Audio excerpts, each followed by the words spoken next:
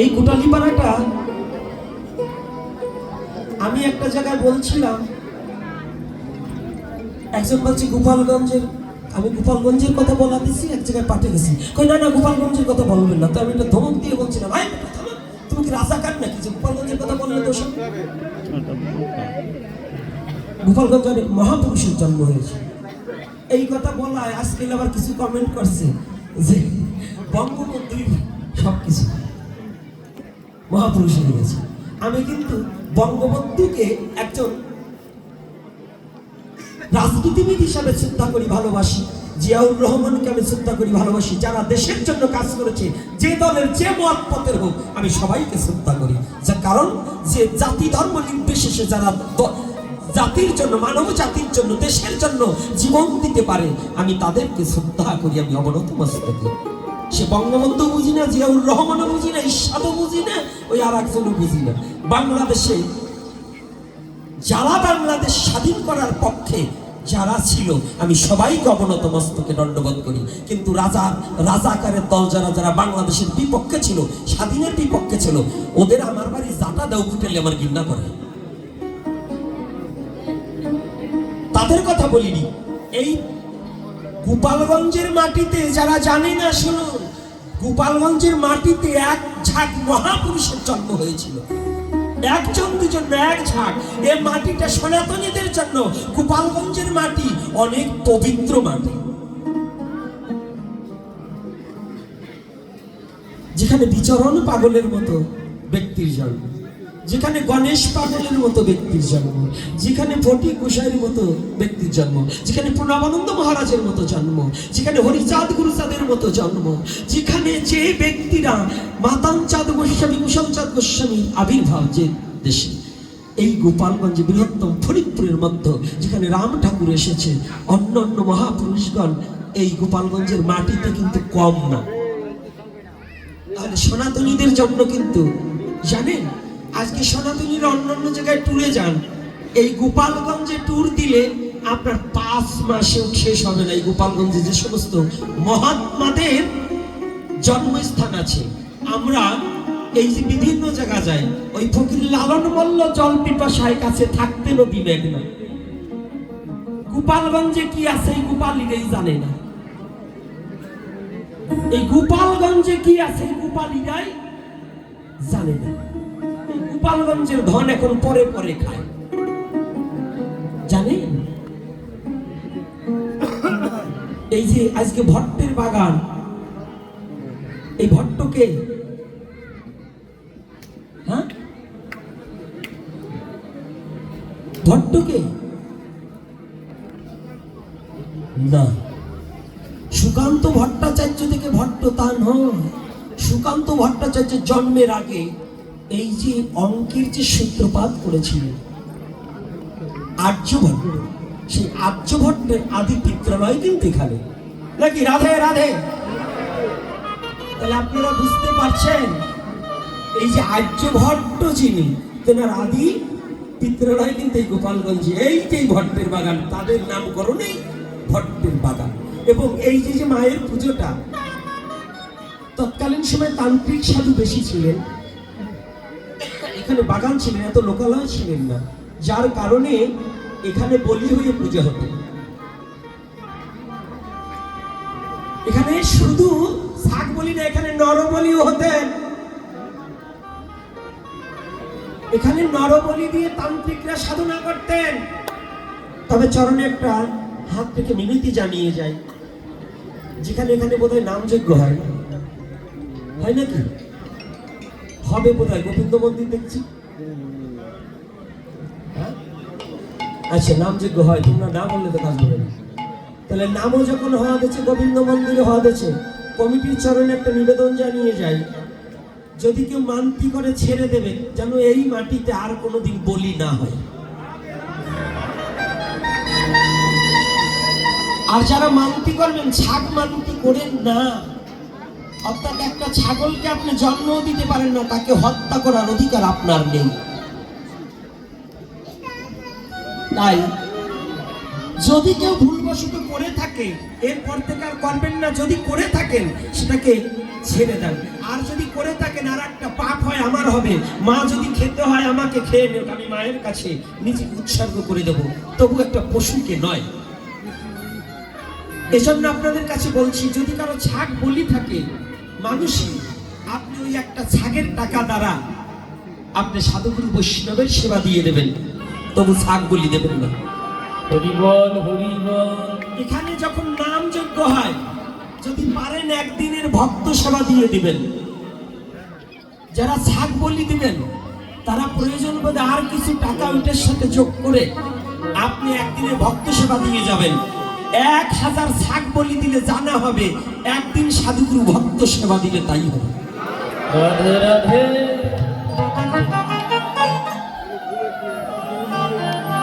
কি কষ্ট হচ্ছে নাকি বাবা? আমার কথাটা কি রাগ হচ্ছেন না তো, নাকি না কথাটা সত্য বলছি? এভাবে এগিয়ে আসবেন আপনারা। তা আজকে দেখুন সনাতন ধর্মের বিধানগুলো কত চমৎকার। বড় ভাইয়ের প্রতি ছোট ভাইয়ের কেমন শ্রদ্ধা, কেমন ভালোবাসা থাকা প্রয়োজন। যুধিষ্ঠিরকে যখনই মা বলেছে মাতৃবাক্য প্রতিপালনের জন্য, যুধিষ্ঠির রওনা দেবে, প্রস্তুতি নিচ্ছে। পিছন থেকে নকুলার সহদেব, নকুলার সহদেব এমন দুটি ভাই যেন দেহ দুটো, আত্মা একটা। আগে জানেন কাকা খুড়ো 3 পুরুষ পর্যন্ত একসাথে খেত, আর এখন বাপ বেটা ভিন্ন খায়। আর কয়দিন পর স্বামী স্ত্রী ভিন্ন খাওয়া দেবে। এখনো কতজন খায়, তোর ভাত রান্না করতে পারবো না, এরকম আছে না? আর তখনকার দিনে 3 পুরুষ একসাথে খেত। কি খেত না বাবা? 8টা 10টা বাচ্চা হতো। কারো ফুটবল খেলার টিম হতো, মানে 11 জন। আর কারো কারো 18 জন 22 জন। আমার জন্মমাটির পাশে এক মুসলমান পরিবারে সেই কর্তার 22 জন সন্তান আমি দেখেছি। আর এখন সনাতনী জাতি একটা বাচ্চা নিয়ে হাফসাইয়ে যায়। তখন এই 22টা হয়েছে, 18টা হয়েছে, 10টা হয়েছে, 11টা হয়েছে, তাতে তারা হাফসায় নাই, বাদ জটছে। তখন দিঘা ধানের চাল ছাড়া চাল ছিল না। আমাদের ছোটবেলায় মাকে ধান বলছে, বাবাকে দেখেছি ধান কুড়াতাম, তখন এত ধান ফলতো না। আর এখন বিঘা প্রতি 60 মণ 50 মণ ধান হয়। একজনের ঘরে 200 মণ ধান থাকে, তার বাচ্চা একটা। কয়টা এরকম আছে না? একজন সরকারি বেতনভুক্ত ব্যক্তি সরকারি ভাবে টাকা পায়, মনে করেন 30,000 কিংবা 40,000 করে, তারপরে আবার মানি নিয়ে আছে আরো 40,000, তারপরে একটা বাচ্চা নিয়ে আর বাচ্চা নেবে না, কয় এত কষ্ট করে কিটা। আর দেখুন সনাতন ধর্মের পূর্বের ইতিহাসগুলো টান দিয়ে দেখুন, একটু না বলে পারছি না, নাকি কষ্ট হচ্ছে না? কি বাবা মায়েরা কষ্ট পাচ্ছেন? একটু শুনুন, কাজে লাগবে। মায়াবাদী কথা বলে কান্নাকাটি করে কোনো লাভ নাই। কি করেছেন? ওই সাধু সঙ্গে যে মায়াবাদী দুইখান গান গেয়ে কান্না করে মরা পুরে নিয়ে কান দেয়, ওই পথে যাইতে জুড়ে থুয়েছেন, বাড়ি পর্যন্ত একটাও আনে না। ওই কান্দাকাটি বন্ধ করে বেশি বেশি ভাগবত আলোচনা দেবেন, যার মধ্য থেকে নিজেদের চরিত্র পরিবর্তন করতে পারবেন। চরিত্র যদি পরিবর্তন না হয়, তাহলে এই নাম যজ্ঞ, এই লীলা কীর্তন, এই মহোৎসব দিয়ে কোনো লাভ নেই। আছে নাকি বাবা? চরিত্রের পরিবর্তন আগে ঘটাতে হবে। সে যে মত পথের যে হবে, এটা আমার কোনো কথা না, সনাতনী হলেই হবে। আমি সনাতনী জাতিকে হৃদয় দিয়ে তাদের কাছে চিরকৃতজ্ঞ, তাদের ভালোবাসি। আজকে দেখুন যখনই রওনা দেবে, নকুলার সাথে বলছে, দাদা আমরা দুটি ভাই ছোট থাকতে তুমি সবার বড়, তুমি আগে যাবে কেন? জানেন মহাভারত রামায়ণে কি বলেছে? রামায়ণের কথা তো বলবই না। রামায়ণটা যদি কেউ হৃদয়ঙ্গম করতে পারে, তার জীবনে কোনোদিন সংসারে ফাটল লাগবে না। এই মহাভারতকে যদি একবার অনুভূতির জগতে নেয়, তার মধ্যে কোনোদিন মানবতার হৃদয় ছাড়া হিংসার প্রতি অনল জ্বলবে না। একটু লক্ষ্য করুন, ভাতৃত্ব প্রেম কাহাকে বলছে? নকুলার সহদেব করজোড়ে বিনয় করে বলছে, দাদা, 5 ভাইয়ের মতো আমরা দুজন ছোট, আর আমরা তো একা কোথাও যাই না, তুমি শুধু অনুমতি করে আমরা দুজন গিয়ে জল নিয়ে আসি। তুমি যাবে কেন? মা কুন্তী দেবী বললেন, যুধিষ্ঠির, ওরা যখন এত ইচ্ছা পোষণ করছে, ওরা তো বড়, ওরা তো ছোট, তুমি বড়, তোদের একটু সুযোগ দাও। প্রণাম করে ছুটে চলেছে জল অন্বেষণ, খুঁজছে অরণ্যের মধ্যে কোথায়। তখন তো নদী নালা ছাড়া আর জলের কোনো উপায় নেই। ভগবান মনে মনে চিন্তা করলেন, আজকে আমি একটু ওদেরকে পরীক্ষা করবো, ওরা কেমন। যুধিষ্ঠির ধর্মরাজ, যুধিষ্ঠিরের মধ্যে কতটুকু ধর্ম আছে, কতটুকু সততা আছে, কতটুকু ভালোবাসা আছে, কতটুকু প্রেম আছে, এটা একটু দেখতে।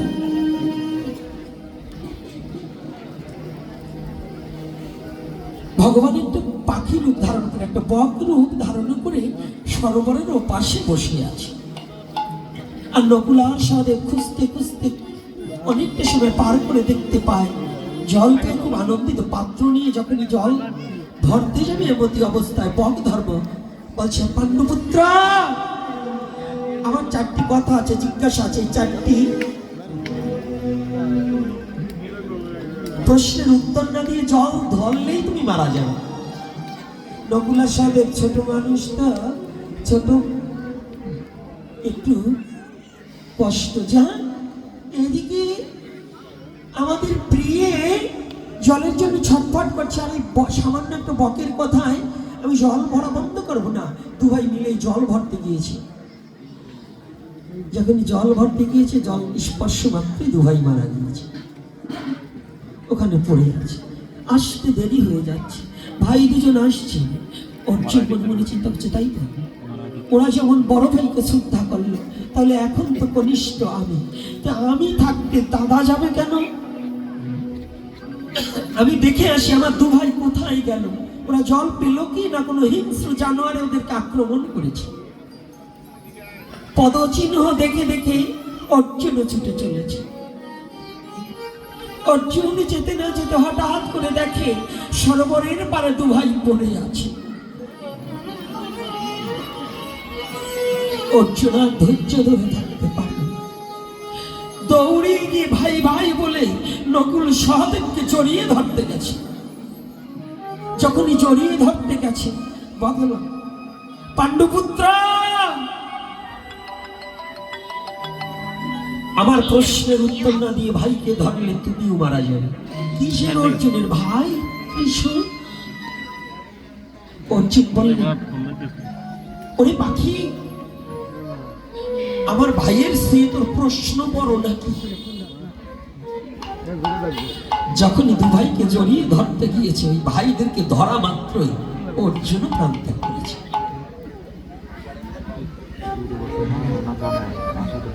অর্জুনের আসতে দেরি দেখে ভীম রওনা দিয়েছে, ওই একই অবস্থা, ভীমও প্রাণ ত্যাগ করেছে। কুন্তী দেবী প্রায় সন্ধ্যা ঘনিয়ে আসতে চললেন।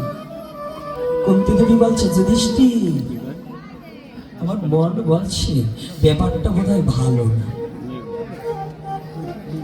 বাবা, তুমি যদি একটু যেতে, আমি বৌমার কাছে বসে আছি, গিয়ে দেখো আমার একে একে 4টি পুত্র চলে গেল, ফিরেতে এলো না। জানেন,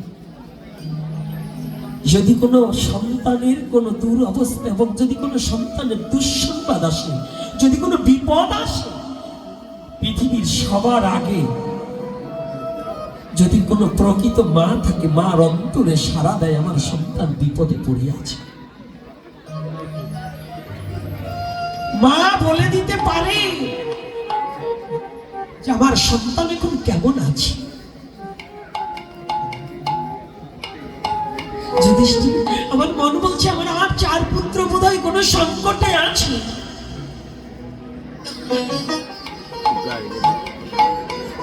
তুমি যাও বাবা। যুধিষ্ঠির মাকে দণ্ডবোধ করে রওনা দিয়েছে, বলছে, মা তুমি আশীর্বাদ করো, আমার ভাইরা যদি কোনো বিপদেও পড়ে থাকে, আমি যেন সেই বিপদ থেকে উদ্ধার করে আমি পাঁচ ভাই একত্রিত তোমার কাছে আবার ফিরে আসছে। যুধিষ্ঠির হাঁটতে হাঁটতে পদচিহ্ন দেখে দেখে হাঁটতে হাঁটতে গিয়ে দেখে ঠিক সরোবরের কাছে চার ভাই গলাগলি ধরে পড়ে যাচ্ছে। যুধিষ্ঠির ভাইয়ের ওই নিথর দেহ দেখে আর ধৈর্য ধরে থাকতে পারছি। কারণ কি জানি, জগতে যদি কারো বাবা মারা যায়, যদি সাংসারিক জীবন হয়, পুত্রকে কোলে নিলে ওই বাবা বলে সেই পিপাসাটা একটু নিবৃত করা যায়। যদি মা মারা যায়, কন্যাকে মা বলে পিপাসাটা একটু নিবৃত্তি করা যায়। কিন্তু ভাই এমন একটা জিনিস, যদি বড় ভাই থাকিতে যদি কারো ছোট ভাই চলে যায়, এই পৃথিবীতে তার মতো আর দুঃখী হয় না।